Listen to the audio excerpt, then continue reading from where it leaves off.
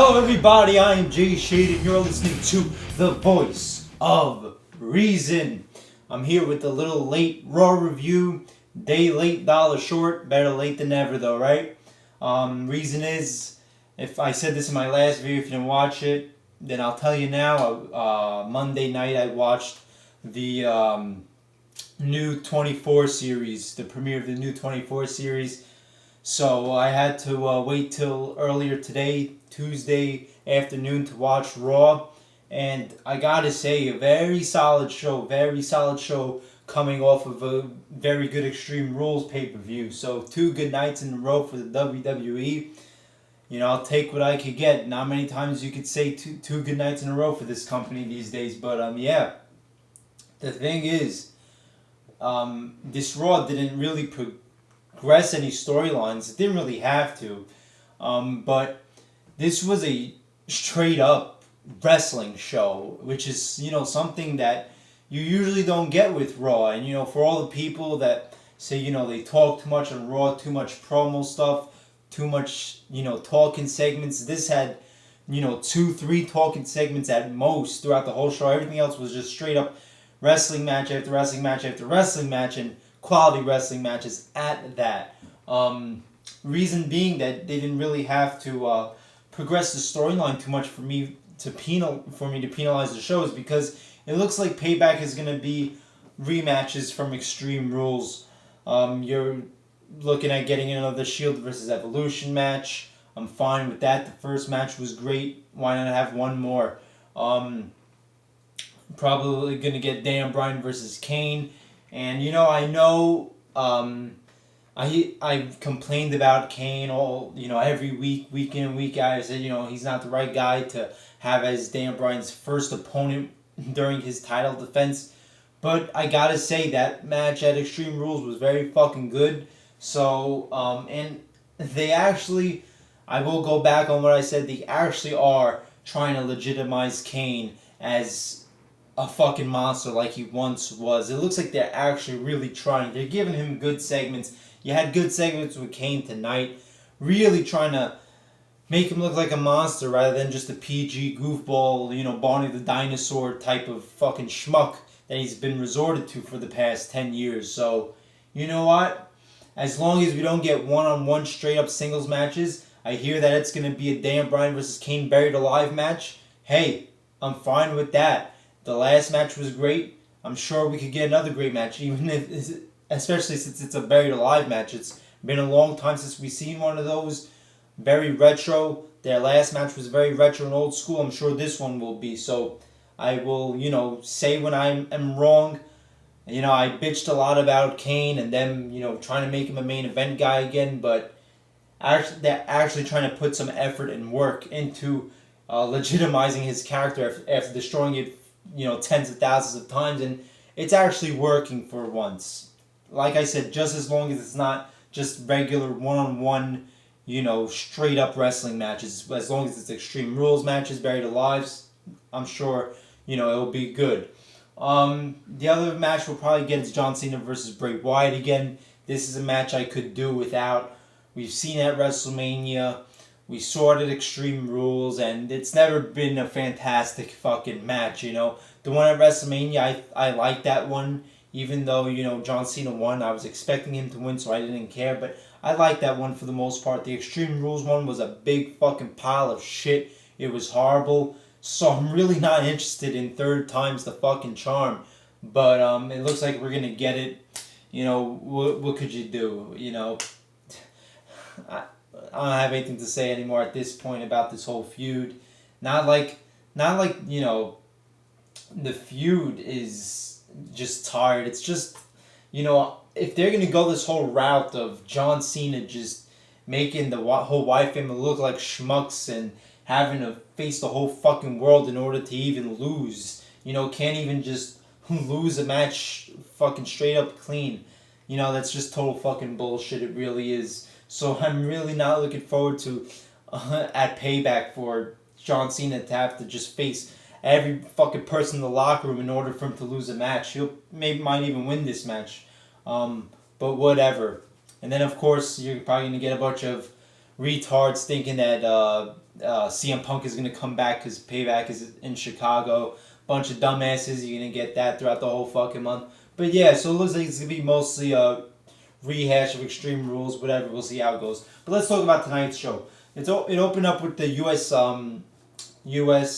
Battle Royal match for the U.S. title. Dean Ambrose versus 19 other people in an over-the-top Battle Royal. Good way to start off the show. It was entertaining. Sheamus gets the victory. It looked like Dean Ambrose was going to pull it off for a little bit, but they gave it to Sheamus. You know, everybody knows I hate Sheamus, but, you know, as long as he's not anywhere near my title picture, I'm fucking fine, you know. Give him the fucking U.S. belt. The U.S. belt means jack shit. We all know it at this point. Who gives a fuck? The title is meaningless, so give it to Sheamus, you know. Give him fucking something to do, I guess, since he's hired with the company. You know, Dean Ambrose was just doing absolutely nothing with the title. You know, I'm not bashing Dean Ambrose. I'm just saying truth. I mean, there were 95% of the time I didn't even remember that Dean Ambrose was the champion.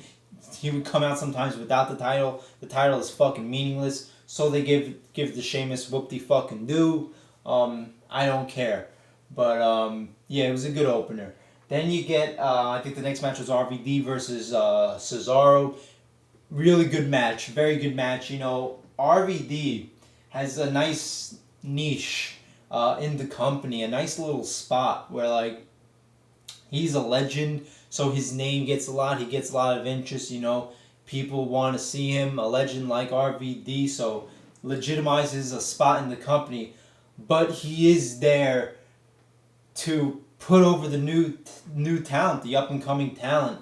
He's a legend, but he doesn't have the ego of a legend like John Cena and Triple H and people like this, that he cares about his reputation. He realizes he's there to put over new people.